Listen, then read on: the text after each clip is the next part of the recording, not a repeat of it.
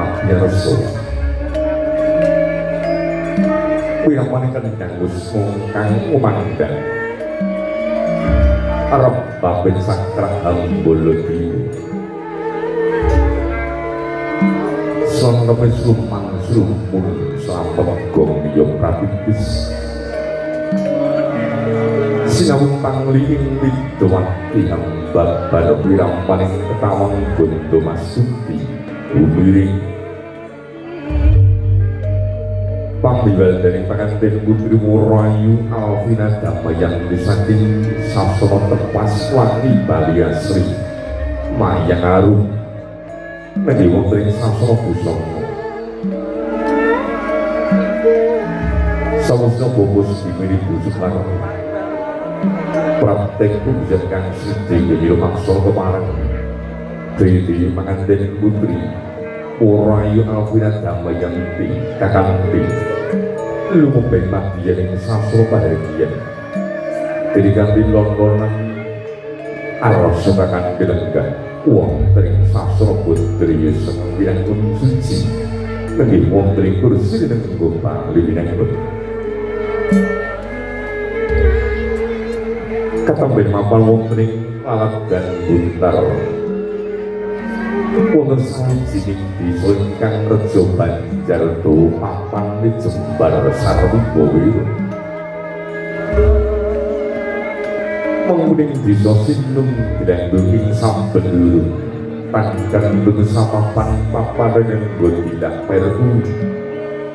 ingkang saiki saya asli namung kadeliman Cirebon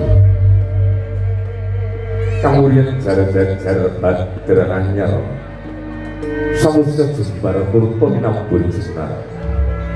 dene sedaya mawi semang samya amang kulantar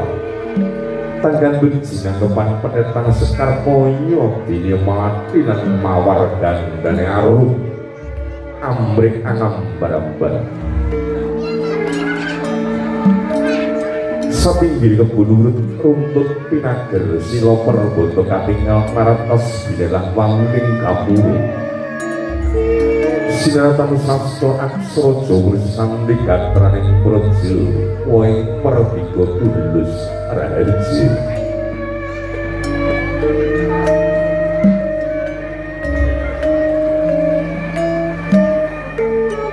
sekebian kacerita ikut Usman Jindar saking palanggaring kamu gadis kangen boros dimining busukar itu muncul dari sastra busana Dede Asung Sasito sinuban dia pengantin putri Murayu Alvina Damayanti bene separang Purmo ulas wadon ngati sariyo Dede kakanti mijil saking sastra tepas wangi Bali Asri mayang arum diwonten ing sastra busana aros kakanti lubeng madyan ing sastra pahargyan diri kanthi loro pandi di aros kakanti tumuju wonten ing sastra bodri semungkinan kursi wonten kursi nenggo panjenengan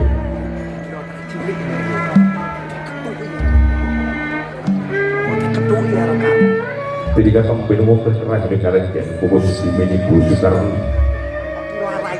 us semarang pesu meluri putri Jawa ingin untuk sumber saking karot pengsuh kartu hadiringkrab mahar disuto ambiwaldu silikinasi ingin sesini Murayu Alvina Damayanti kamis toro saking Pandrowo sinebut saking katok biyan puskeparang sembodo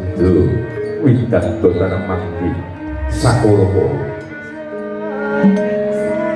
Bobo Sugimini busuk karni kaderaken para putra keluarga sembut nganti pengantin putri Murayu Alvina Damayanti Dede arosakan lumebeng madyan ing sastra pahargyan dinamutun sinamendra pengantin putri Dasa Sulistya ing warna Tur anom dasar ibu sasamban busra kang sarawedi sempat mengrenggu busraning prames wanita duning pating dalam biara pating cara kapandu sunaring pandhap kang angregani pindha werdu hanggo sasra kang lumaku manci dalu Tinun hadamar kanginan dari rumah somombat madya kadya luminggane wareng melok ing wadon sikunar agilar-gilar pindha srokang binambar mekak madya sing kepareng kemanjen pesitu bandanding besariku raji kira lumaksa panganten gudeg Julen lumaksa tumulek panganan pangiring periksang yu tamu kagung sarta putri sumedyaning kalih ampung minta ujasa sukti periksang yu tamu kagung sarta putri ing praja mugi sajroning lumaksa tansah manggi zuwara kalis rubedreng sampinolo kami terus parang tapeng umjan kang sedhi Keji rumah soro panganten putri dari desa Bintang kita romo ngelawan itu kini tenggak wong terikur sini kembali dengan berkanti anggun noras hancuran duberi muda tumarungan dadi gedang denani nol sini kekang nurusi topi dong bilang amor weng kawi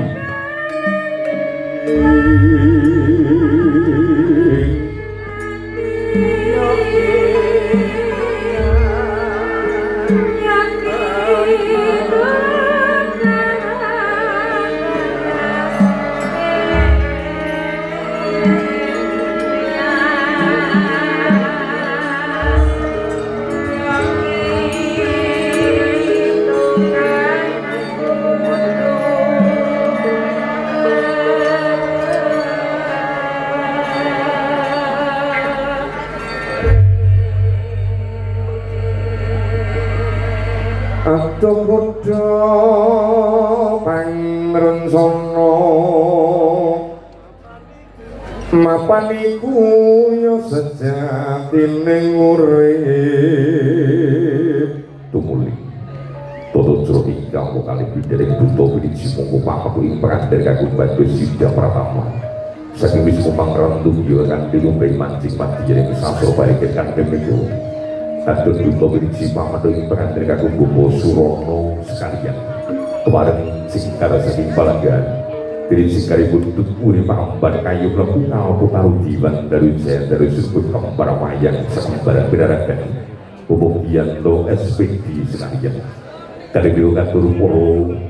parok ingkang para anawung grido rai rizki sumbat dari karyu kasum anagan Bopo Suwanto sekalian suruh pangamban kembar mayang saking barang Terus mau apa? Dumadiku saka enu danang ing cipta sing sono kawan tuang prajamu sing nebut pura kencana kablebet ing raja osi